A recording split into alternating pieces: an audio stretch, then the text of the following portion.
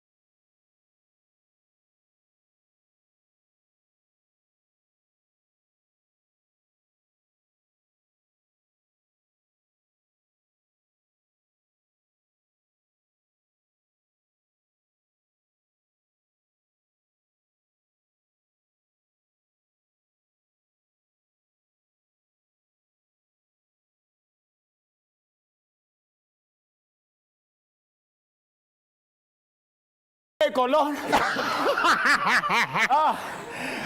and gentlemen, welcome to Kenya's #1 talk show.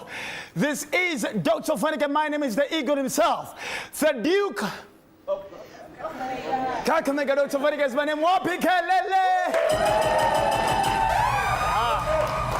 me appreciate my honor only. The chief himself. DJ Slice. Ladies and gentlemen. Hey. Leo ndio ile show. Asanteni sana, thank each and every single person. Nilikuwa Ushago over the weekend. I had gone to bury my grandfather. And of course, rest in peace, Mzee Joshua Otonde. Inahoisero, so tulikuwa nyumbani, disco matanga ikaweza. Bro, ilibaniwa. Nani? Sisi the only thing tunaban. The only kitu Waluya wanaban ni contraceptives. And of course, ladies, we had a good time. And of course, wasichana wa Tanga wana tabia mbaya. Unajua walilificha nyuma ya tent. Wasichana wawili. Hata sasa naenda therapy. Yeah, kuna wasichana watatu walinificha nyuma ya tent kwa matanga babu yangu. Walikuwa na kuongelesha. Until now, I don't know what happened to me. I need therapy, I need counseling. I don't know if I'm okay, guys. Nimeanza kutema mate, nimeanza kutamani harufu. Yeah. Unajua mademu Waluya ni wa strong, wanaweza kupatia ball. Yeah, kama utaki wanakupatia ube. We, don't joke. So thank you so much, of course, to each and every person that I met on the road between here and Kakamega. Everybody that came through in Huisero. My beautiful people of Kakamega in large that turned out to support. Wala tukuna salimia nao kwa barabara. Santeni sana. I just want to say, there's nothing that feels good as being appreciated by your own people. So to the larger Kakamega County, Santeni sana for always coming through for your son.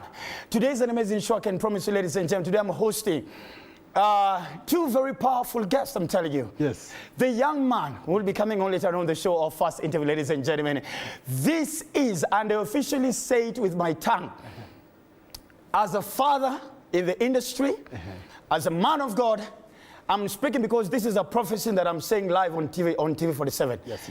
And the national television. This is the king of Luya content creation. Hey. Ladies and gentlemen, we shall be having the one and only Koja on the show. Wabi makofi yake shall be coming later on. Apart from that, so all guys, the whole of Western Luya land, I'm telling you, our son is in the house, and trust me, I cannot wait to get to know and hear more from him. Yes. It's the first time I'm meeting him, of course, live face to face, but I've always been a fan of whatever he does. Nimeona ametoka kwa kijiji, ametoka kwa mashamba, ametoka kwa Tsihui, ametoka kwa miwa. Sasa sijui ni umoja, siku hizi naona anafanya skits umoja. We need to understand what is the problem with Koja and the exes. I don't know. Everything is about his exes. And the problem is whenever you succeed. At times, whenever men succeed, we forget about what we've actually acquired now. All we think about our exes and how we can actually get back to them. And I always tell men always make sure, every time you're leaving your house, make sure you dress up so well, smell so well, look so nice, just in case you bump into your ex. Your ex can never find you the same way they left you. Amen. All right? Thank you so much. Apart from that, this gentleman and the wife took over the internet. Yes. The whole weekend, ladies and gentlemen, with the biggest wedding of 2024. We shall be having the one and only Bolo and Mweni live on the show as well. I'll be my coffee, ladies and gentlemen. Yes. Kuna wasema kwa ukiuliza ni wash ni Illuminati we shall be answering all those questions live on Dr. Ofweneke. But before that, ladies and gentlemen, I want us to get into trending stories. So trending story number 1, ladies and gentlemen, he was a guest on the show. I think around 3 weeks ago. Morara Kibaso Jr. Yes. Senior, sorry, I apologize. Senior lawyer, and of course a politician, and of course activist, and the party leader for Inject. All right, so he was arrested the other day on his way to his Kahawa West office, as you can see on the screen. Kahawa Skari, alikwenda Kahawa Dukari kuinject, na alifuatwa na Subaru boys. The Subaru boys they were trailing him, na walimshika, akakamatwa, akawekwa ndani, and he was actually released, and of course there were a lot of top politicians who were there to support him, from Senior Counsel Martha Karua, former Cabinet Minister for Water and Defense Eugene Amwalo, and of course party leader for DAP Kenya were also there as well, plus among other top known politicians. And but it was later on released, and the most interesting thing is that wakati aliachiliwa ofisi yake ilijambaka wasewa nduthi walikuwa pale. Alafu zake Baso ni nani? Baada ya kuachiliwa kitu cha kwanza alifanya ni nini? Alienda kuinject the president. Kwa street. Sindano ya kwanza ilikuwa ya nini? Ya president. And there you can see him, ladies and gentlemen. And this just reminds me, my God, this reminds me, many years, Kevon ni bring back in full. Many years ago, live when I was at Mwea Boys in Kirinyaga, PSC tulipanga strike, and the most interesting about the strike is that tuli strike. The first thing is, and asijui mbona wasoki strike, hatukuwa tunaenda teachers quarters, which was a good thing by the way. Hatukuwa tunaenda teachers quarters, sijui kama ni sisi pekee tu. Hatukuwa kuza teachers quarters na hakuna mtu aliwahi kuza jikoni. Iguzangu. Jikoni haikuwa inaguzwa for some weird reason. So sisi kile tulifanya is when we striked, the first thing tulifanya tulida agriculture department, tuko kwa shamba nyuma, tulikuwa na manguruwe. Yeah, some of you are laughing because you can preempt the story. So tulienda tukachukua nguruwe, tukachinja. Katika the strike. Yenyu haikuwa strike. No, yetu ilikuwa hunger strike. It was most of a hunger strike. So tukachinja nguruwe, tukakula. And then from there tukaenda Karoti Girls. Tukatoa mademu wetu. Tukaambia mwezi kwa mko shule na wachali wenyu wame strike. So tukatoka. Nyinyi ndio mliharibu mademu hiyo shule. Well, walikuwa sharibika. We were just confirming. Walikuwa sharibika. We were just confirming. So, and so this is how the week was. Of course, Morara Kebaso was released, and he was against it. He said only God can protect him. Of course, from where he is, only God can protect him. All right. And I just want to make a plea to the President of the Republic of Kenya, Mr. President. Wherever you are, I want to believe you have the best interests of this country at heart. I want to believe at your position you did not elevate yourself there. There was a plan, spiritually, divinely planned for you to be there. Kenyans are only asking for one thing. We're just asking for one good news one morning, at least. We're just asking for, can we just have one good? And because Kenyans are feeling a little bit depressed. We feel like every single day there's always something that we are fighting against, or we are united to fight against. So I just want to ask the President of the Republic of Kenya, you're an amazing man, you're the President of the Republic of Kenya, I respect you and respect your office. Akitupatie tu kitu moja ya kusherekea. Just one thing. Can we just feel, because right now, kuna impeachment, guys. Kuna impeachment. Na nataka kuambia tu wanaume wote ambao kila mtu, wanaume na wanawake, ambao mna watch Dr. Ofweneke Tonight. Kama chali yako ama demi yako amekuwa kikunyamazia for 1 week, wacha kuwa na hope. Ulishakuwa impeached. Impeachment yako ilishafanyika, ulitoka, wacha kuwa na hope. Ulishatolewa pale. Siku hizi tuna bro, if kama demu yako hajakongelesha in 3 days, ushagongewa. Ushagongewa bro. Yeah, so I'm sorry to be the bearer of bad news. Ushagongewa. Alafu siku hizi mademu ni wajanja. Una break up na chali, alafu mademu siku hizi wana make sure na break up on a Friday or on a Thursday. Ndio Saturday aende kwa harusi, kwa wedo, wedo expensive, apige picha, chakula, aeke kwa WhatsApp status. Alafu wewe kumbavu mimi, unaangalia WhatsApp status, unaanza kushikwa na stress. Hata kiki move on. Ndio move on, ameenda chalia na do. Ameenda chalia na mbaya lasagna. Lasagna na bolognese. Kumbe ni wedding. Kumbe ni chakula harusi. Watu walienda kwa harusi ya Bolo wakapiga mapicha, wanaenda kutishatisha hapa machali wao na wewe mna convince mpaka wale anti hawapeni. Unajua kuna wale anti warogi. Wanajaribu kukuroga lakini kumbe wanaroga marriage ya wenyewe. Na kuroga huko harusi ya wenyewe, tabia mbaya. Trending story number 2, ladies and gentlemen. Of course, kumbe trending story number 2 ni hiyo. Bolo Bespoke wedding extravaganza of course, which is a relate to the interview. This couple, Bolo and Moni, did one of the biggest weddings ever in this country. The last time was when I was emceeing Akothe's wedding. And I want to say it categorically. I have never said it and put it blank on national TV, but I want to defend myself because after my best friend's wedding failed, Akothe, Wakenya walini blame. Kasema Ofweneke alikuwa MC wa harusi ya Kate actress na field the director ikavunjika.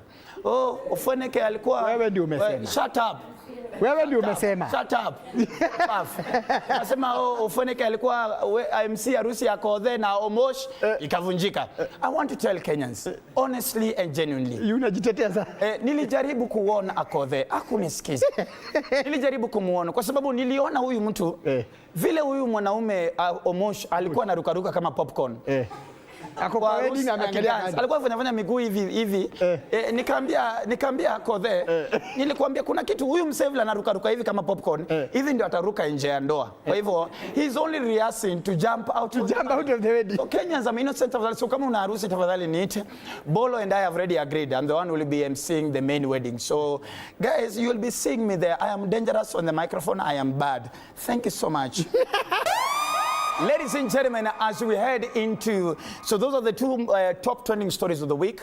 And of course, on Tuesday, right now, the parliament has slowed down its activities so that the parliament can give Kenyans a chance to do public participation on whether the deputy president of the Republic of Kenya will be the first deputy president in history to actually be impeached. So on Tuesday, that is when he's going to be having his 2 hours to actually defend himself.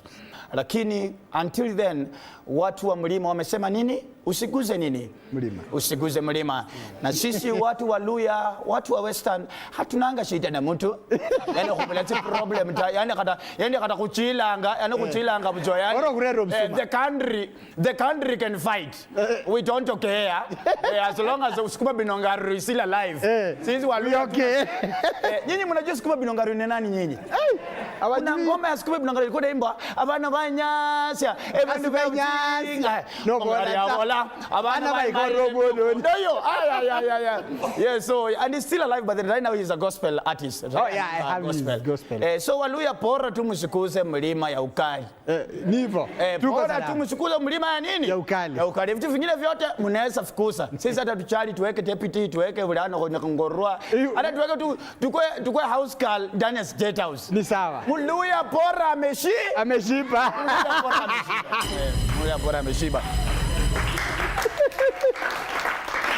And ladies and gentlemen, of course, the question of the day, the question is now, wale watu mumeruka kulipa Hustler Fund. Kama unajua uko hapa na unaniwatch kwa home umeruka kulipa Hustler Fund. So just know, the government is suggesting that if they're able to just kunukia ndani ya M-Pesa yako, wajilipe. Wajilipe. Inabidi tu unajua. So how do you feel about, so the question is, how do you feel about the government forcibly raiding, I am going to use the word forcibly, raiding M-Pesa credit to recover the Hustler Fund from defaulters? Sijui unafeel aje. I don't know how you're feeling, but it's gonna be bad, it's gonna be diambos. Kama ulitupa SIM card bado utafuata. ID number bado watakupata. Na unajua ni nani ndio in charge ya kupata Hustler Fund? Wycliffe, Oparanya, Ambeta. Ambeta will come for you. They don't know Ambeta will come for you. So what I want to say, but bro, kama kuna mtu ambaye ametoroka na Hustler Fund, ujue the government of the day through mimi mheshimiwa Wycliffe Ambeta Oparanya tutakujia. Usiongee vibaya. Oparanya amenisomesha. No, that is my uncle. Please. Okay. Opash. I respect MC, that. MC Opash. MC Opash. So from days not Wycliffe, usually MC Opash. But you're full, honestly. Wewe umekopa, hata wewe ukinikopesha tao. I have to pay it back. Please. Yes. Kama watu walikopa Hustler Fund kufanya harusi. So serikali imekuambia either urudishe Hustler Fund ama urudishe nani? Urudishe bibi. Ladies and gentlemen, I don't want to take too much time. Please allow me to invite on the show my small brother and of course the king of Luya content creation. Let's appreciate he's been taking it over day by day, step by step, of course, on TikTok and all other social media platforms. And you can clearly see this nigga is going too far. Ladies and gentlemen, let's appreciate the one dolly Koja, comedian wapi makofi yake.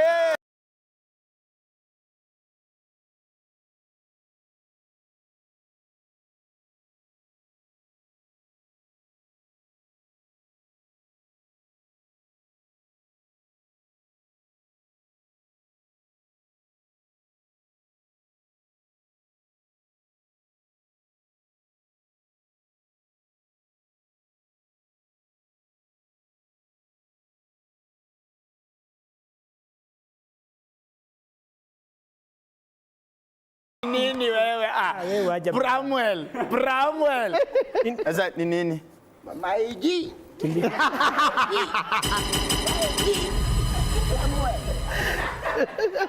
Niko na shida moja. Sasa hivi unajua mali tumefika.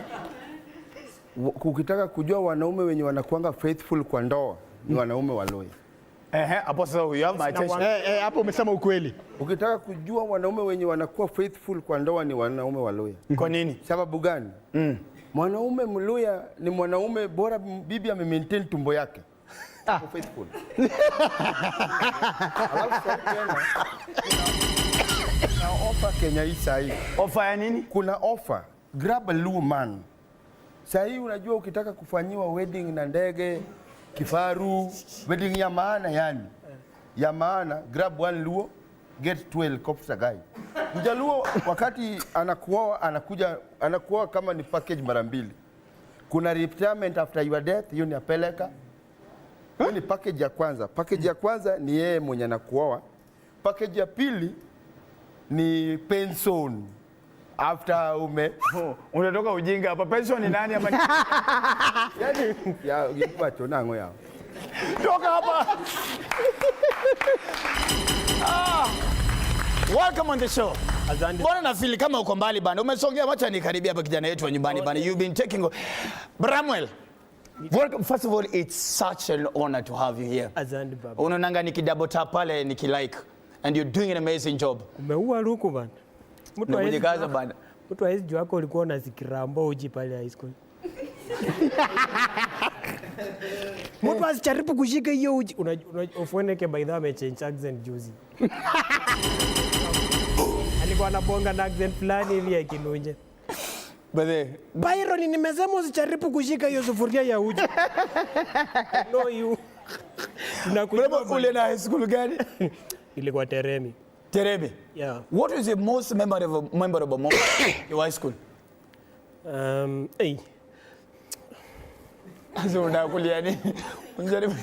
So Prince alikuwa amesema hataki kupata wase wamekaa kwa meza. Juu ya meza? Juu ya meza. So tulikuwa tumetoka music. So nikaona Bazua anakuja hivi, tunajua tulikuwa tumewin tunaenda nationals. So akakuja pole hivi. Kashangaa mzee mbona ananipiga bana. So ikaring kwa mind yangu. Ndio sasa akasema ilisema hakuna kukaa kwa meza. Mbona umekaa kwa meza? Hiyo kofi ulipigwa? Nilipigwa kofi hapa bro. Umeshika hivi ni chakula. Unashtukia ni kama unataka kukisi chakula hivi. Ilikuwa mbaya bro. Was that your worst teacher? He wasn't my worst. Who was your worst teacher? Ni kama alikuwa na pretend. Alikuwa na pretend kuwa worst? Ananipenda. Who was your worst? Who was your worst teacher? Honestly, sikuwa na worst teacher. You are a favorite? Like nilikuwa tu nimwarate tu wote ni same. Walikuwa the same? But subject mathematics, English, which one are you best in? Nilikuwa mbaya sana Kiswahili. Usikiange misemo mtu. Manze bora unazia kuzaba. Hebu tuandike insha ya aya moja. Ikianza na hapo ndo nilipojua maisha ya NASA ni mbaya. Ilikuwa ni mnamo asubuhi tarehe 21 mwezi wa 11. Niliamuka guu mosi guu pili nikaelekea hamamuni na kuoga maji baridi fufutende. Nilipotoka kwenye maji nikarudi nikapata simu yangu. Nimetumiwa ujumbe kutoka kwa mwanamke banati mmoja mrembo anayejulikana kwa majina au Maua. Nikajua ya kwamba huyu ni mpenzi wangu amenitumia ujumbe mzuri. Nilipofungua ujumbe alikuwa amesema tuachane. Hapo ndipo nilijua wasichana ni wakora.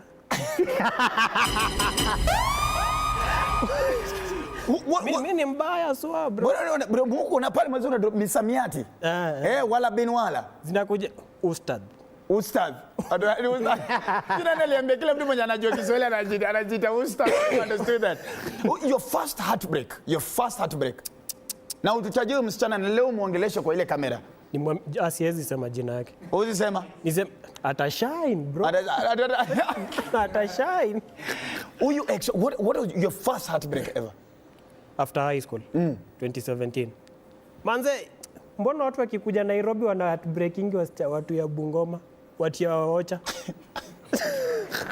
Alikuwa amepanga kukuja Nairobi like 1 month earlier. So mimi nikashtukia tu ameniambia it's over. Hivyo tu. Nikamuuliza mbona? Ati hivyo tu. Vile tu umesema.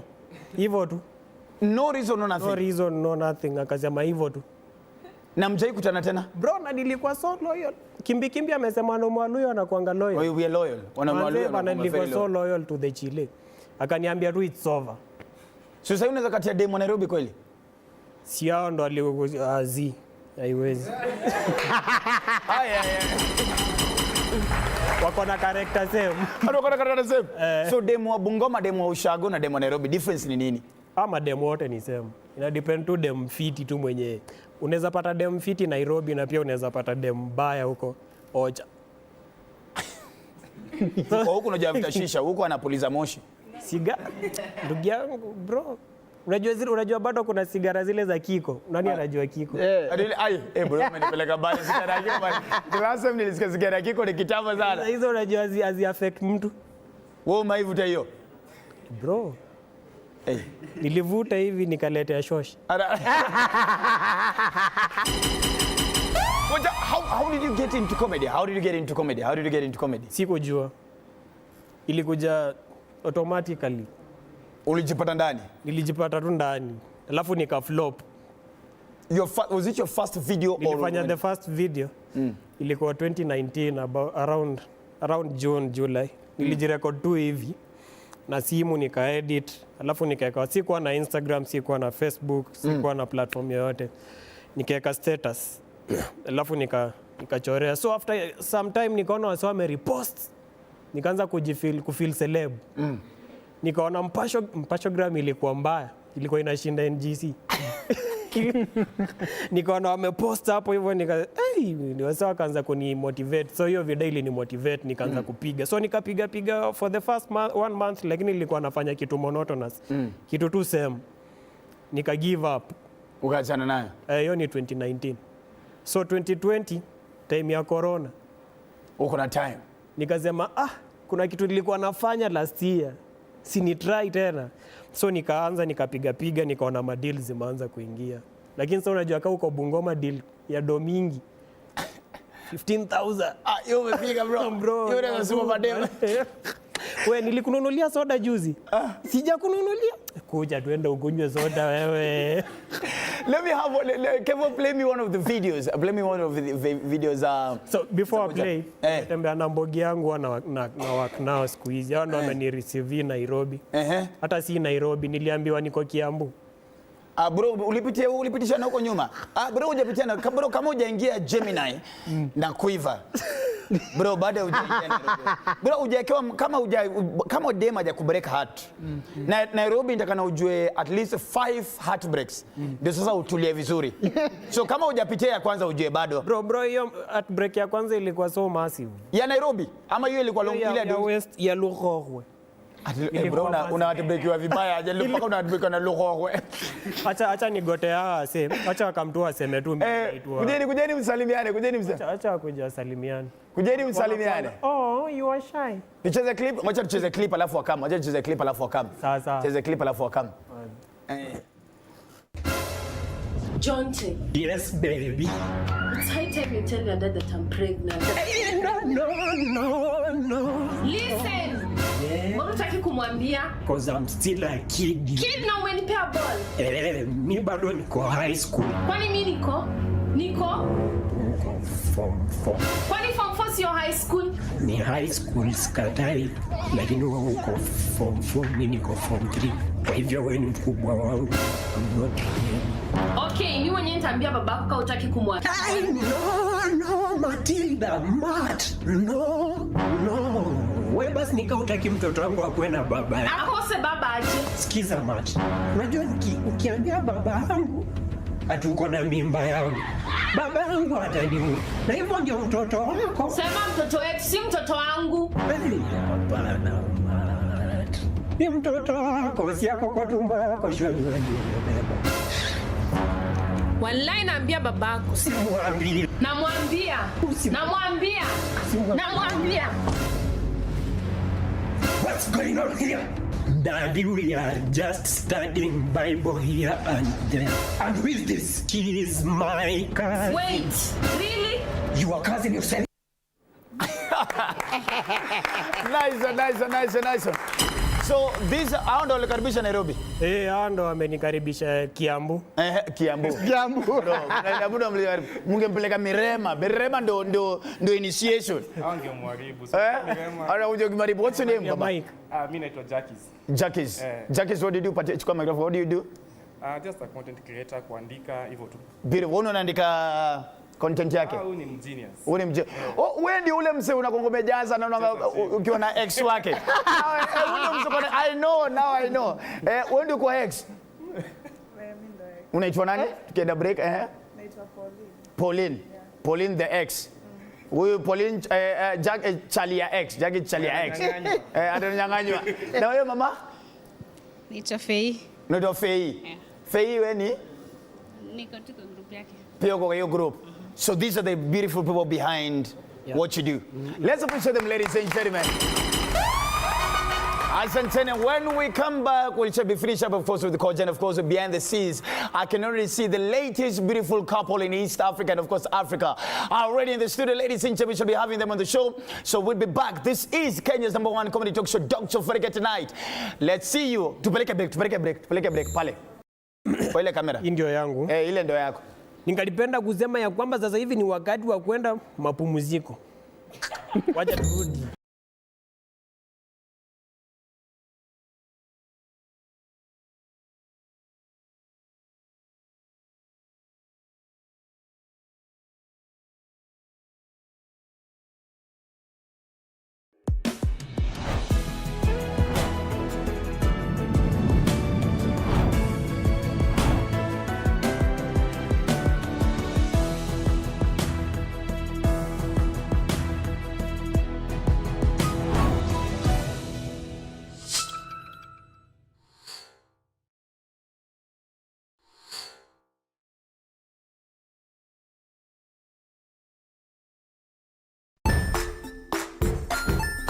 Hey there, friends. Welcome to Kids on the Block, where fun and imagination come alive. We dive into magical world filled with exciting adventures and awesome friends. What position were you in? I was number 2. What position were you? Number 1. He decided to cross the bridge by his house and look for food on the other side. We're going to do half cup of chocolate chips, and the other one, we're going to do half cup of the blueberries. So, grab your imagination hats and get ready to explore with us. Join us every Saturday at 9 a.m. for new friends, amazing stories, and tons of laughter.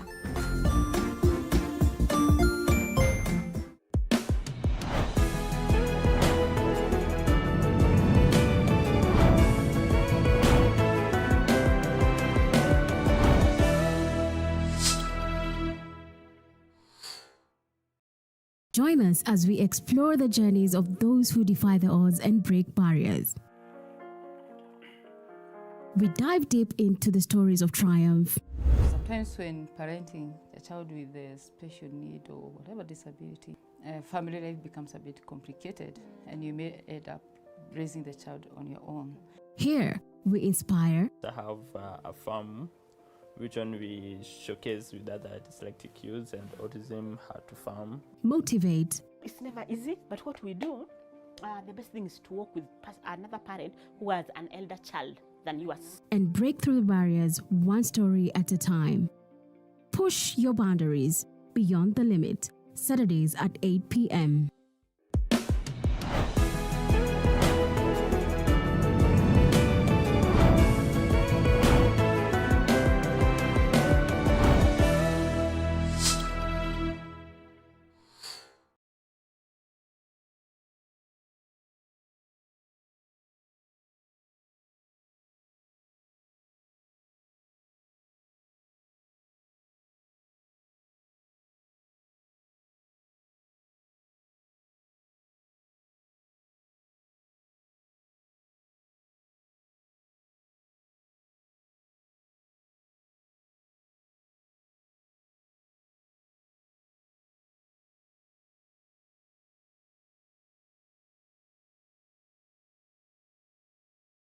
Welcome, ladies and gentlemen. This is Kenya's #1 comedy talk show live on TV70, home of untold stories.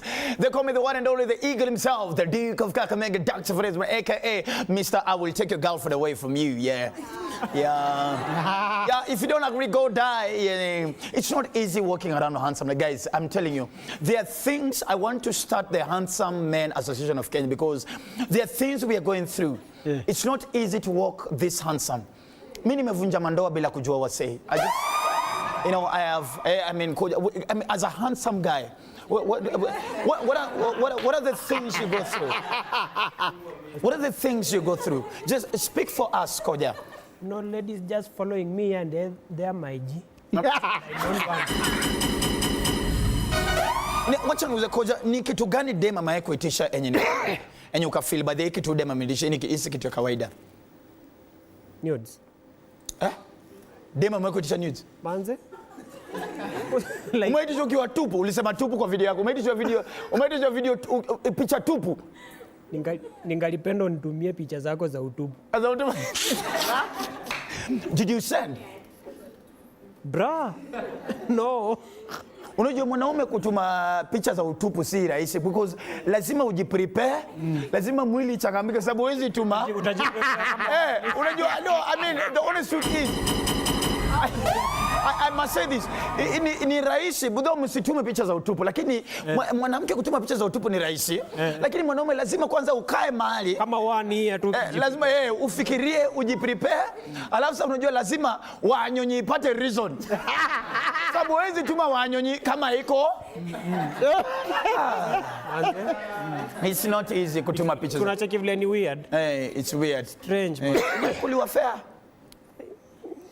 Wewe kile kitu unalia. Hii Nairobi bro. Nairobi bado. Hii Nairobi. Wewe unatumaje fare kutoka Bungoma mtu atoke Nairobi kuja Bungoma pia wewe? Na Bungoma kuna shisha. Nilikuja Nairobi mara ya kwanza. Nilikuwa kijana mjinga player. Mjinga player. So nikakutana na dem fulani kwa nini hizo zinaitwa man mosako. Hizo mabasi mashato. Si shato. Ilikuwa zinaendanga Mathare. Ilikuwa naishi na boys fulani alikuwa anasoma KCA. So udem tulikutana naye kwa gari alafu akasema guy ananiita Koja na mimi ni Koja. Guy Koja I'm your fan. Si uchukue namba yangu tutaongea. I was carried away my G. What do you mean my G? Nikasema udem ni mrembo acha ni engage. So nika engage 1 2 3 hata aliingia tu box the same day. Hiyo jioni. Nikasema kumbe mimi ni handsome. So after 1 week akasema nitakuja kuona Sato. But sasa before akawa hiyo Sato alikuwa ameniomba macredo mingi sana. Macredo. Alikuwa mademo anaomba credit sana by the way. Alikuwa ameniomba credo ati sijui niko na okoa ya punch. So ukituma credo unalipa na hiyo so unatuma 600. Alafu after 3 days sijui anaenda sijui wapi. Alikuwa anasema kwao ni Narok. So ni mweke fare ishe sijui shosho yake ni msik. Nikatuma fare tena akaenda Narok. Sikuwa na notice. Alikuwa ananitumia manini like word strong. Mpaka na fall kwa trap yake. Unajua kitu the word imagine. Chunga sana. So Friday that particular Friday nimelisha boys wangu ni exile na ni kwake. Mwambia bro we tulia tu anakaa. Bro usikuja. Na ni peng bro ni kitu tu safi. Nikasema wallahi hiyo mtaa itakuwa watati. So hiyo Friday nikatuma fare. Nilituma kwanza alinitumia screenshot ya Bolt. Nikaona ni 2K. Bro. Wewe unatoka Masai Mara. Nikatuma 2K. Na kutoa. Nilieka tu 2K flat. So akaanza kusema nimefika tao. Nikasikia makelele hapo bum nikajua bas. Ako kwa njia na kama. Ako tao. Na si alikuwa kwa Bolt. Tulia bro. Ndio amefika tao. So nasikia tu bum kidogo ikafika 7. Boys bro mimi niko karibu kuishia anakaa. Bro tulia anakuja bana. 7:30 napiga simu na unajua hakuna kitu mbaya kama kupewa hopes. Unasaki bebo ni unakuwa impatient hivi. Uko impatient. Akasema kwanza ni muongeze nini dose juu anunue chipo. Akuje tukule KFC. Akuje kama ameshiba. Nimezoea tu chipo za wanchwani. So amechukua kwanza akanionyesha screenshot tena. KFC bro sijui kwa 650 sijui zinaitwa ma 3 pizza. Ma 3 pizza bro. Nikasema kuja nazo ndo tukule at least. Mechiwa. Ongeza 6. Nikaongeza 6 bro. Ikafika saa 3 bado napiga simu nasikia tu ni environment ni I'm sitting here. Kinoregen. Bado ako tao. So ikafika nini saa 6 ya usiku. Nikaona tu ameenda off. So nikipiga kwanza nilikuwa nikipiga nasikia line busy mara karibu 3. Line busy mara ya 4. Simu amezima. Shaka akasha simu akasema aki pole babe mtakuja leo. Nikasema acha ujinga wewe. Ikafika jioni akasema nitume fare nikamwambia wewe. Nipatie namba huyo mzee wa bola. This is the face of the first Luya man mwenye fare plus na sapa. Bro, ilikuwa bro nichapia wase. Wallahi tumia fare bibi yako. Kitumia msichana ambaye tumia fare mama yako, tumia fare sister yako. Lakini usitumie fare msichana ambaye umjui. Moral of the story. As you finish, what are we expecting from Koja next? From Hoja? As you finish up. Bro, naenda kuwapiga makazi huko nje. Mwanzo umetupangia? A comedy show coming up, TV, radio, nini umetupangiaje? Nilipiga show ya kwanza 2022 lakini wasao kwa wananijua. Nilikuwa tu najulikana Bungoma. Bro, ili chrome. Ilijaa kuja. Ilifaa hata ukuje. Lakini huku kama. Dakam. Ngenitumia fare ningekam. Wallahi. Nililan siwezi tuma fare kwa msee yote. So wasio expect nini makazi most sumona team and sasa tuna tune tunataka ikuwe fiti. Alafu sasa tukwe tunaachilia makazi back to back. Please, your social media handles where can guys get you, those who didn't know you, how they can get your content. Niko Instagram Hoja Afrique. Si Koja ni Hoja Afrique. Watu niita Hoja. Kina ananiita Koja. Mimi ni Hoja Afrique. Niko Facebook Hoja Afrique in brackets msanii. Mademu niita msanii huko Hoja. Amaras.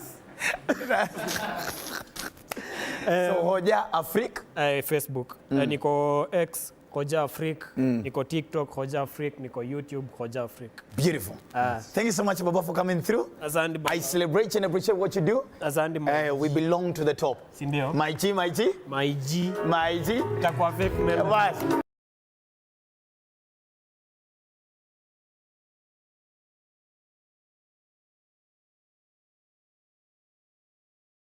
Let's give a bit of a round of applause, ladies and gentlemen. I want to appreciate the more than 2 million Kenyans who I'm told are tuning in on the show. Thank you so much. Shukuru sana. You guys are nothing less than amazing for using your token, your Wi-Fi, your steamer, everything just to sit down and watch this show, wherever you're watching from. Asante, and of course from the deepest part of my heart, from my team and I, we just want to say Asante sana. I don't want to take too much time, ladies and gentlemen. I want to invite the latest, cutest, best couple in town right now, I'm telling you. They have taken over the internet, of course, over the weekend. Of course, they have become the talk of the town, I'm telling you. They have put pressure on people who are doing how can we stay. Kama unajua unafanya Can We Stay, this show is about to stress your life. Kuna wanaume leo ujue utalala na mikono katikati ya miguu. Your benefits are going to be limited today. Please. I am one of them. Bibi yangu nilioa Mjaluo, aliona hizo vitu. Bolo has done me but as men in Kenya, we don't like Bolo. We don't like him at all. What are we supposed to do after your harusi? Tufanye nini? Tuende wapi? Mtu unaweka goro semelango na teremka na ndege. Jana nilikuwa na vita. Vita nini? Lakini hata wewe pia. Bro, nilikuwa nakuelezea tu. Wachane na wewe na hii mapenzi. Tafuta pesa kwanza, utafute mapenzi. Na kwambia na Bolo, uni mtu alianza akivuruta. Nyinyi mkivuta bangi alikuwa anavuta mkokoteni. Na sasa hii ako hapa. Yes. Mtu alianza na mkokoteni, sasa hii ndege ndo zinaingia kwake. Kwa harusi yake. Oh, Father God. Oh. Niweke kwa screen tafadhali Kelvin. Oh, Mungu wa Bolo. Oh, mpaka wasichana wana stress. Wanasema, "Aki, my God, Aki, Mweniko girl, we are proud of you, Mweniko girl. Aki, we're happy for you, girlfriend." Ladies and gentlemen, kindly put your hands together as I invite my very good friend, Africa's #1 top designer, Bolo Bespoke, and of course, and the wife, Mweni, live on the show.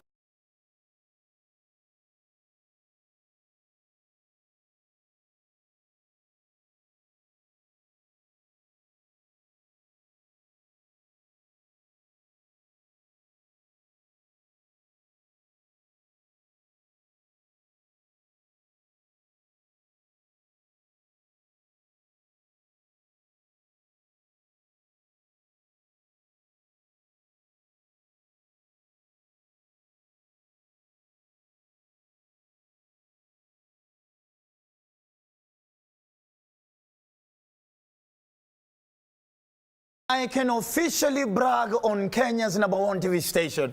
I'm the first one to host this couple after harusi. Ni ukweli ama ni uongo? Ni ukweli. Ni ukweli, si ndio? Simpigie Tonight makofi, pigie Tonight makofi. Hebu niulize, vile mmekaa hivi kwanza, mmevaa how much? Because the looks are amazing. Look at you guys. You look so amazing, my goodness. In total, hii ni kama how much tumevaa? Not much. Spendi mjaluo akisema not much. Pole, tunajua not much is relative. Even 2-3 million is not much to some of us, okay?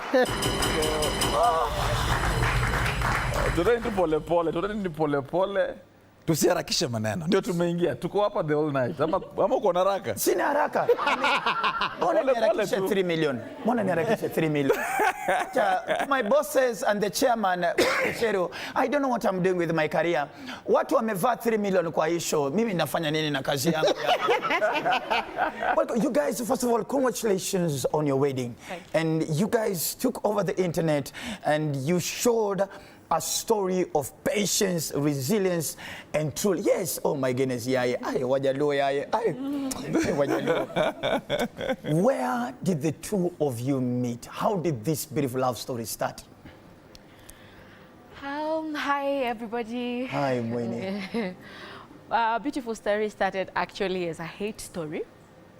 Yeah. I used to hate Bolo very much. I used to hate him with a passion. Why? Yes, I did. Because for me, that time when I met Bolo, Bolo was so proud and he had every girl around him. So it didn't stand to me like a decent guy. First meeting.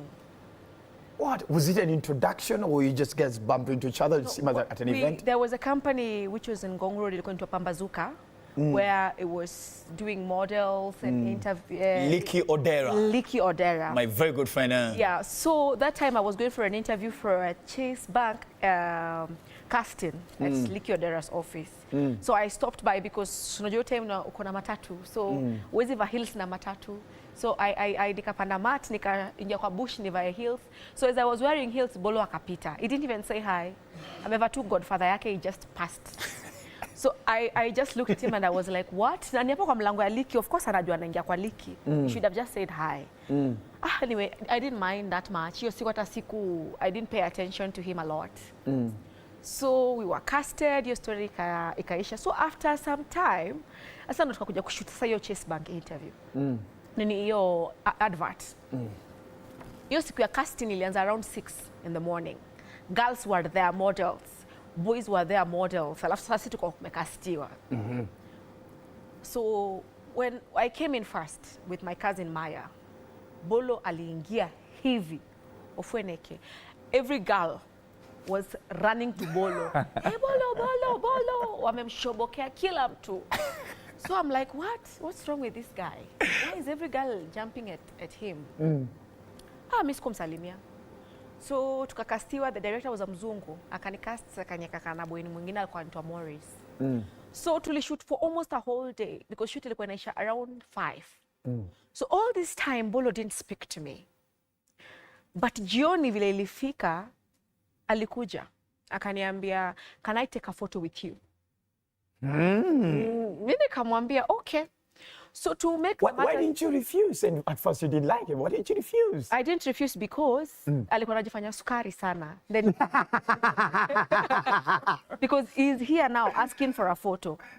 Unanielewa? Yes, yeah. Mama. So it's me who is giving him the request. It's not me asking a photo from Bolo. Nikamwambia, "Okay." Akaniambia, "Eti, can you remove your shoes?" I was on a 6 inches heel. Nikatoa. I didn't mind because hata mimi nilikuwa nimechoka. Tukapigwa picha. So, hiyo story ya picha ikaisha, I went home. See, tumemazana Bolo. Bolo is not anybody relevant to me. At around 9, cousin yangu ananipigia ananiambia, "Hebu ingia Facebook." Namwambia, "Okay." Kuingia Facebook, Bolo amepost ile photo tumepigwa na yeye. Na ameandika, "Just have money and look good and women will follow you." What?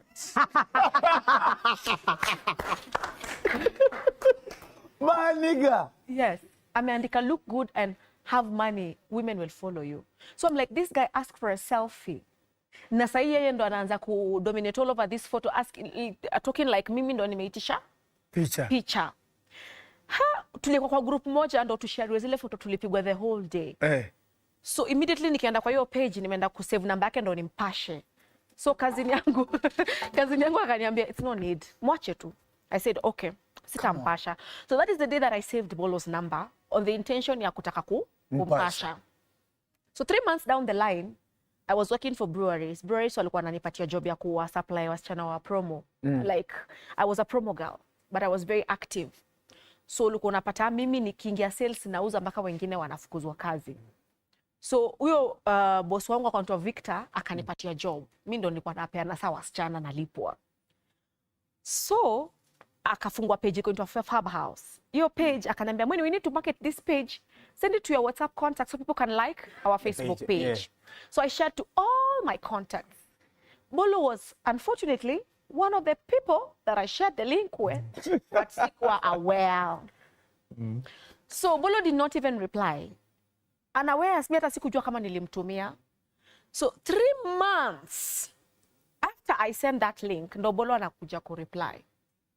Ananiambia, "Eti, tell me more about Fab House." First, I'm looking at the date I sent that link. 3 months ago. 3 months ago. And here I am, someone telling me, "Tell me more about Fab House." Nikajiuliza, should I ignore this person or what? Nikasema acha nimjibu, nikamwambia, "Fab House mimi ndio nilikuwa nataka likes na followers." Nikasema Fab House, nikamwelezea kuhusu Fab House. So instead inputting kama anataka kunisaidia, "Eti, oh, can't you sponsor this page? Can't you do this?" Nikamwambia, "Okay." I thought to myself, this guy does not know that I've already thought about that. But I just kept quiet. So from that day, I looked at my profile picture. Hiyo siku nilikuwa nimevaa skirt ya black fupi. And I was standing, nilikuwa nimeenda job ya Kempinski. So that's how Bolo wanted to text me. Ni kama aliangalia tu kwa contacts akaona, "Oh, kuna huyu msichana alinitext kumbe." Akanitext. So Bolo started texting me that day, "Hi," namlenga. 2 days sijibu. 3 days Bolo akaona hapana. This girl lazima akanipigia sikushika. Najifanya sukari. This is clearly a story of a battle of the egos. So amenipigia, so kweli nipigia, we spoke for 7 hours. Namuingiza town. Yeah. Namuingiza box. Hold up. 2 questions before we continue. Yeah. So first of all, did you have a guy at this time? No. Well, you're not dating? I wasn't dating. I had just broken up like 5 months ago. So you were still nursing a heartbreak? I was still nursing a heartbreak. Then she found me. Oh. Hey. Not yet. Not yet. 7 hours late. Bro, you spoke to this lady 7 hours on phone. Yeah, I'm just on bed like this. Mguu kwa ceiling. What were you telling this guy? Nikumingiza town. Sasa namuingiza box pole pole to 1 step at a time. Kwa nini umekuwa kazi ngumu all this time? Pole pole tunamuingiza box. Unajua English ya Mjaluo pale. Now, can I tell you something? Actually, you lied to me. He said he's Luya on that day. He didn't tell me it was Luya. Did you want a Luya? No. alijua anachukia pride yake.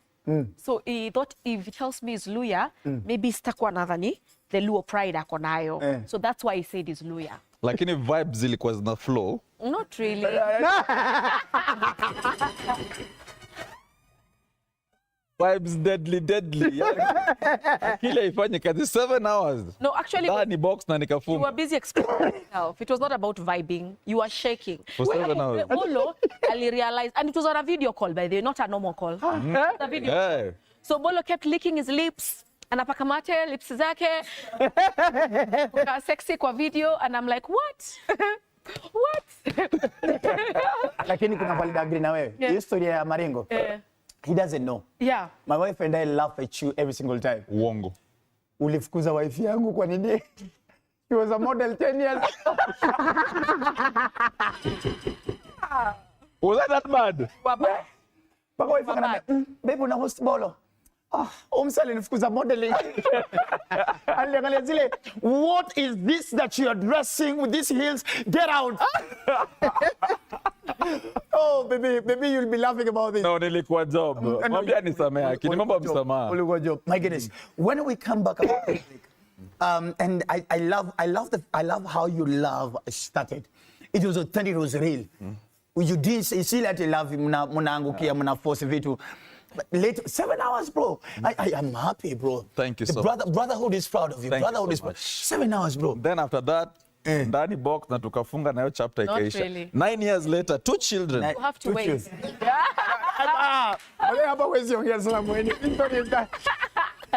Kevin, how many minutes do I have for the next question?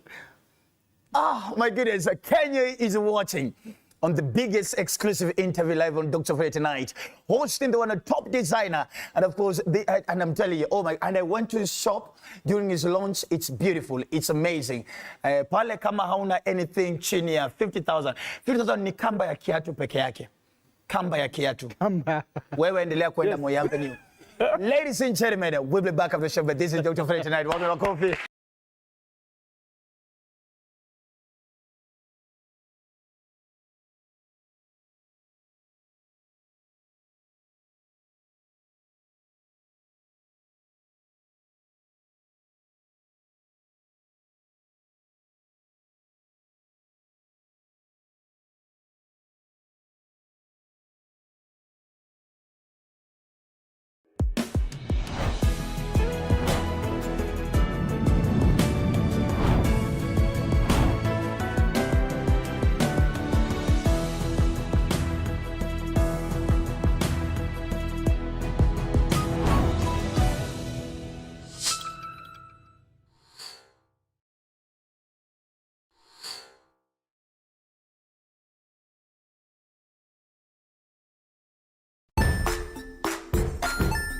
Hey there, friends. Welcome to Kids on the Block, where fun and imagination come alive. We dive into magical world filled with exciting adventures and awesome friends. What position were you in? I was number 2. What position were you? Number 1. He decided to cross the bridge by his house and look for food on the other side. We're going to do half cup of chocolate chips, and the other one, we're going to do half cup of the blueberries. So, grab your imagination hats and get ready to explore with us. Join us every Saturday at 9 a.m. for new friends, amazing stories, and tons of laughter.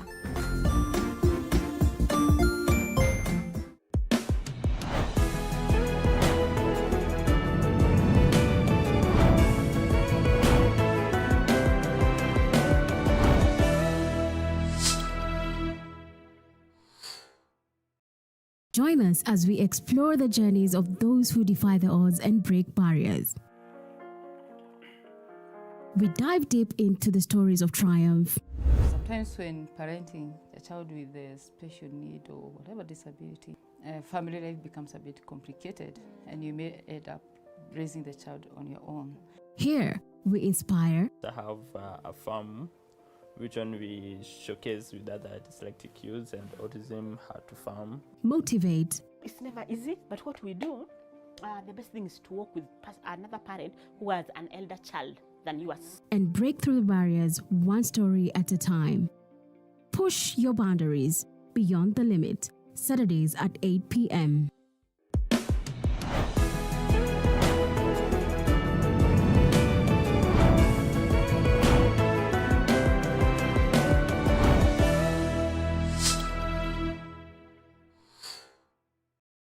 The Grind, where business meets brilliance. It's not just about the ideas. I was working as a shampoo boy.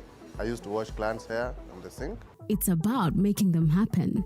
From big wins. In primary school, when we would be asked what people want to be, I was categorical that I want to be a nurse. To hard lessons. The consoles change, the gaming equipment keep changing. We cover it all. Tune in to The Grind, where every episode is packed with insights. The person who is serving customers, always be a customer-centric. Strategies.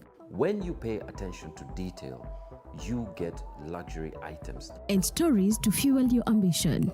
Don't just dream it, grind it. Mondays at 7:30 p.m.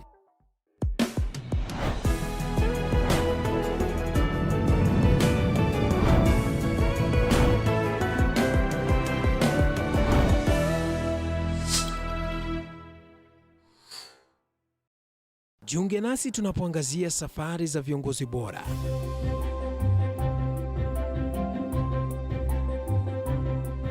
Kutoka kwa ushindi mkubwa hadi masomo magumu. Wakati wetu kwamba wasichana si wa kusoma, ni wa kuolewa, ng'ombe ipatikane. My parents. Hamu kiongozi, ambapo kila kipindi kimejaa maarifa, mikakati na hadithi za kukuza azma yako. For me to succeed, I have to fight. Kila Alhamisi saa 1:30.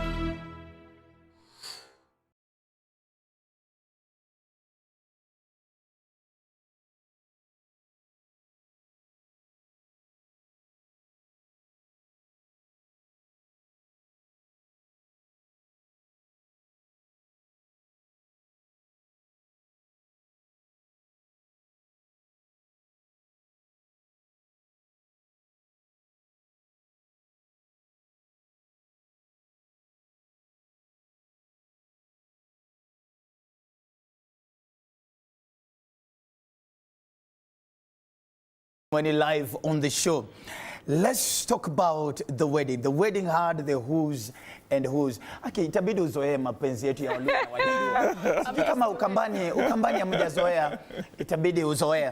Let me ask, bro, how much did you spend on this? Because this is the topic of the town. How much did Bolo spend on this wedding? A lot of money. A lot of money? Yes. Quantitatively? Do you want the actual figure? I want the actual figure. Are you sure watu wako hapa watashtuka? No, wacha kama kuna ambulance pale nje. How much? Oh my God. How much was the wedding?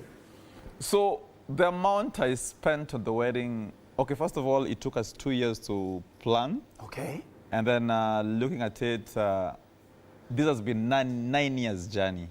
Beautiful. So in my mind, it's not about the money I spent. Actually, when we were doing the planning, money was the thing that was coming the last. My plan was to ensure this woman is happy, considering it was 9 years of a relationship. And at first, I was quite shaky when I was starting all this. My plan was to ensure that this woman is happy and to spend a lot of money as I can on her. So we used a lot of money, but nimeogopa kusema juu. No, bro, you're in a safe space. No, you're in safe space. You're in safe space. You're in safe space. Safe space. How much was it? No, nimeogopa Kenya. Nimeogopa Kenya. Kesho naweza kunokiwa mlango. No. Sasa hii kila mtu ana pesa yake bwana, si ndio? Bro, don't feel embarrassed about your money. It is your money. You spent it with your woman. It's justified. 9 years. She deserved it. No, I won't say the actual amount. But I used a lot of money. Where money was to be used, we used money. And yes, and it was money that is worth 9 years of relationship. 9 years. Watu wamepeleka dowry, all my age mates wamepeleka madowry, walifanya ma traditional weddings some 2-3 years into their relationships. Me, it had to take me 9 years And 2 babies. And 2 babies later. You guys actually have 2 kids. How Yeah. old? Yes. I have a son who is turning 5 and a daughter who is turning turned 2 in June. 2 in June. We are old people. Sasa hivi harusi imefanyika mmefunga? No. No way. Hey, 2 more to go. No way. 2 more? This looks like it's an agreement. You know, he wants 5 babies. Wewe unataka tu wewe wawili wanne wametosha. Mimi wherever he wants. Hey. Beautiful. Allow me to ask, of course, with a lot of respect, how have you guys been able to deal with all this, the talking and the conversation that have been happening, and especially, I mean, guys have really tried attacking you guys, especially with the Timmy Dat video many years back. How have you guys been able to handle that? First off, let me say, you should go back to that video and zoom it a little bit. I have a big nyash. Give me credit. That's not me. It is not Mweni. It's not me. Guys are saying it TBT. 2018, I was pregnant.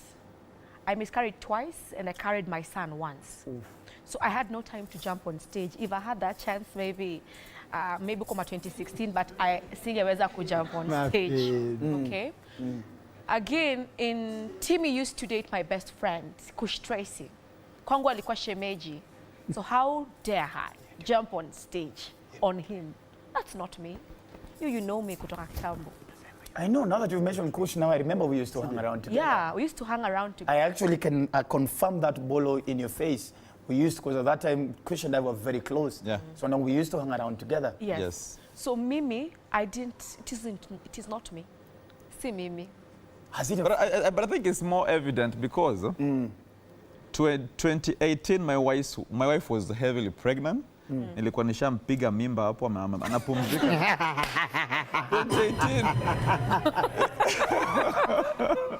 2018 mnaongelea nilikuwa nimemvunja mguu. Alikuwa kwa nyumba. You know, Ofweneke, on top of that, 2018, you know, it's the same 2018 that watu waliniekelea bado, ni mimi ndo nilihepa na Sonko, Voi. Then wakakuja wakapata ni president wa KU, this Faith, I don't know Faith who. Walinipost kila mahali and I was 7 months pregnant at home. Na Sonko, wanasema uko na Sonko? Niko na Sonko, mimi ndo nimeshikwa na Sonko Voi tukikimbia. and then again, if you look at that woman, she's quite tiny. You guys know I'm Luo. You know my type. I love big dash, as big as... as a man? Yes, look at my wife. As big as they come. My wife is exactly what I love. Big, curvy, and light, you know? Yeah. Let me ask, because as a man, you're expected, of course, to provide a protection, protect your family and your wife, even emotionally, psychologically, financially, spiritually, and all those things. When all these things were said, and I know a lot of men spoke, I say, oh my God, Mazewi amekula atakula dust, you know, Bolo will eat the dust and everything. How was this making you feel at that time? Because this is your wife and the mother of your children being spoken about. I think it does not get to us because, number one, my wife is not a social media person, so she does not even read the comments. Personally, I'm too busy to even see these things. It's my close friends who take the screenshots and then send to my WhatsApp. So when I look at it and I show my wife, we just laugh about it. About me protecting my wife, I don't think, I think we have been there before. Kama ni watu wanasema mtaachana, we've left tumeachana like 4 times already. You know, back then when I was shaky, when I was not serious with marriage. So kuachana is not the first time you're doing this. So we are here for a serious relationship and nothing can distract us. We have our priorities right, we know where we are headed, and trust me, nothing is coming between me and my wife. I love to hear such stories. On a serious note, with a lot of respect and love for the two of you, that is what we need to hear in our generation. Where a theory about marriages not working is being sold, these are the stories that we need to hear. Exactly. Baba, guys stand up, right? And there was a whole, oh my goodness, wanaume waliva. Mimi kitu imekusaidia peke yake the fact that nilikuwa nazika babu yangu. Otherwise, asili yangu kwako, but anyway, we've already agreed that I'm your MC for the wedding. When you know where we come from, eh? Yeah, I know. So you're still sure. That one we're not fighting. That one let me ask. Guys are saying they expect, because so the conversation is Bolo is a Africa's top designer. And of course, you've designed a lot of, please let me see a few celebrities that Bolo has actually been designed for. That is Diana and the Bahati, beautiful. That is Priscinda, isn't it? Nipatie mwingine, that is Nadia. Look at how beautiful she looks. Who else? Nipatie mwingine. Of course, still Nadia, Mrs. Aroboy. Nipatie mwingine pale.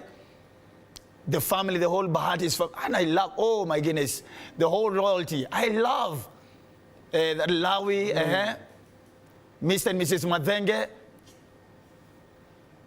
Huyu ni mgani? No, I'm being honest. I'm being honest. And of course, the OG himself, the Don himself. Oh my goodness. Hey, bro, just bring me back, Kevin. So, Kevin, nieke picha ya wanaume sasa vile walikuwa wamevaa kwa harusi. Uko nayo? Nicheze finya play. Ndio hiyo sasa. Wanaume walivaa. Amweni msichana wetu ulipendwa. Zobu ni bae. Mwaitu nundu wangu ni aloko. We. Bring me back on screen. Kevo. Watu wanauliza mbona Versace ilikuwa look? It's not Versace as per se. What we guys need to talk about is the Medusa head. The Medusa, oh yes. Yes. The Medusa. Exactly. So it has a very significant meaning. Tell me the story. And I resonate with it. Tell me the story, sir. Okay. The meaning is so deep that you have to take your time to understand it. There is so many things that people don't understand. And right now, everybody is out here. You guys are Illuminati. You guys are what and what and what. There is so much in our outfits that you're trying to explain that people don't understand. For instance, my outfit, the big one that I had, it has a deep meaning. Number one, if you look at the kind of embroidery that we had and the beadwork and the design of the beadwork, it means something to me. Number one, it was in a shape of a tree. The tree, the roots simply means how deeply rooted my influence in the fashion space is. And the lives I've touched in the fashion space. The boys I've mentored and everybody that I've taught how to do this. I've been in the space for now almost 10 years. Bro, you've been around for long. I am the biggest fashion designer around. And I have taught so many people. That's how deep my roots go. If you look at the branches around my chest region and the beadwork that involves it, it shows how big I want to go. It shows that we as a company, we are ready to touch into Africa. Our vision is to be the biggest fashion house in Africa. And at the branches is to spread, mainly to touch on the South and the West Africa, because those are the people that are beating us when it comes to fashion in Africa. My goal is to be the biggest fashion designer East Africa has ever produced. And I'm going to be the biggest fashion designer in Africa. Hand clap for that, I'm telling you. Okay? So my outfit was mainly to show people that it's possible. We don't want to be undermined, because if you look at the African map, it's mainly the West and the South that's always loud. East Africa, we are looked down upon. So we guys have to step out and show others that it's possible. And us, as a fashion house, we have taken as a mandate to show the world that Africa, that East Africa, especially Kenya, can make it, and we are going to push my company, Bespoke City, to the international levels. Beautiful. Let's appreciate it. And I want to remind the young generation that is watching that you just didn't wake up from nowhere one day and of course Bespoke City became, you started from somewhere. Yeah. And I was just joking about, before you came on air, I joked about a photo of you. True. Bro, ulikuwa msee wa mkokoteni. Yes. Yes. Ona vile walianza akiona yeye, ai mapenzi moto moto. Weni huyu ni wewe mtoto wetu. Oh my God, ona Bespoke, oh my God, aki Bolo. Bolo ulikuwa na bo. Exactly. And oh my God. Then you guys just raised it. Before we finish the show. When the two of you met, did he look like he had this vision? Because I'm sure what he's worth right now as a man is not what he was worth when you guys were meeting 9 years ago. It's too long. When I met Bolo, what is that you saw? Bolo was broke. Bolo had just started Bespoke. Like, did I say that Broke wrong? is relative. No, that's it. Because I need the young generation to learn. Bolo was broke. I'm telling you. Am I lying, babe? No, I was way too broke. He was broke, okay? I was in the shows then. I was hosting karaoke. Yeah, I had shows every week, like 4 times. So I was a little bit, okay? So when I met Bolo, I was already living my life. I had my house, 2-bedroom. At 21, I was. You were living the life. Yeah, I was living Bolo the alikuwa life. naishi wapi? Bolo ndo alikuwa naishi Umoja, bado kwa baba yake. Alitoka kwa baba yake, alikuwa kwa baba yako shortly, si ndio? Akiwa na wake kutuwea. Tunatuanikanga asubuhi na maziwa ya mafuta ya omo. I'm proud of his journey because hiyo time nikimpata alikuwa analala kwa floor. There is no TV, no seats, just a shoe rack with a lot of ugly shoes. But here he is. But he was a man who was responsible. Bolo was broke not because alikuwa na waste pesa, because when his father passed on, may his soul rest in peace, he was left the responsibility to take care of his family, the sisters who are 4 and the mom. Akuwa peke yake. So every coin Bolo got, alikuwa anasaidia mamake na sisters wake from school, mom take care, food and everything. Yani he was the sole provider. And here he is. Yes, but he had a very solid heart. Alikuwa na roho ngumu. Because I think after he lost his father, alikausha roho. Na akaona there's nothing important in this world. So me meeting Bolo, him being responsible, made me love him. That's what I love. As we finish. Tell Ofweneke about your dress. About my dress? My dress, everybody is talking about West Africa. Yes.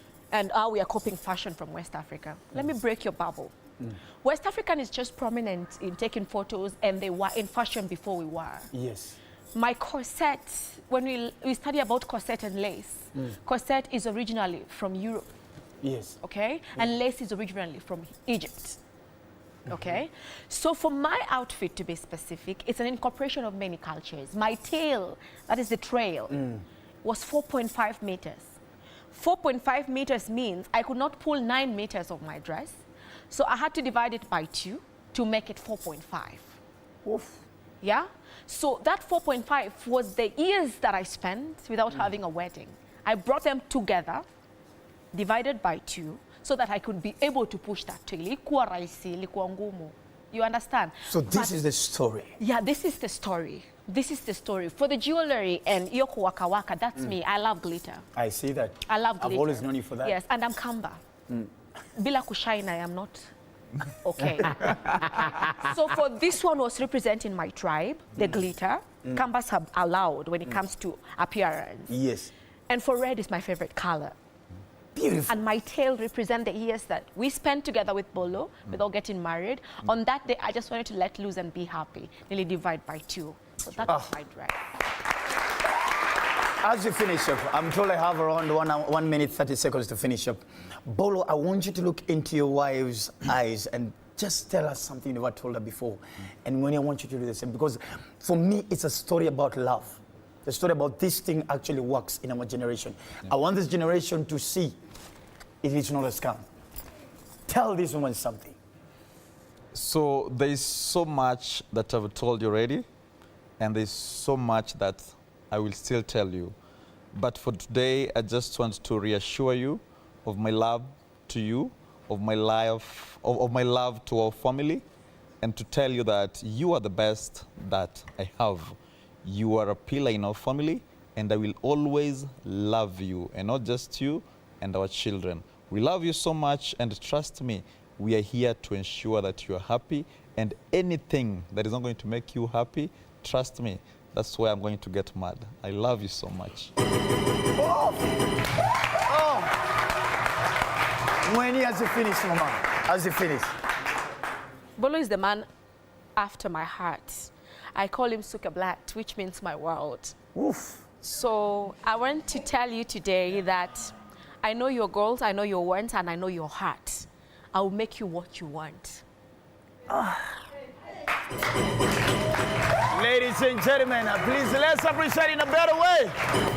What? Mimi nitaambiwa na nani? I want to tell you, my fans, you are the best that I have. I love you guys.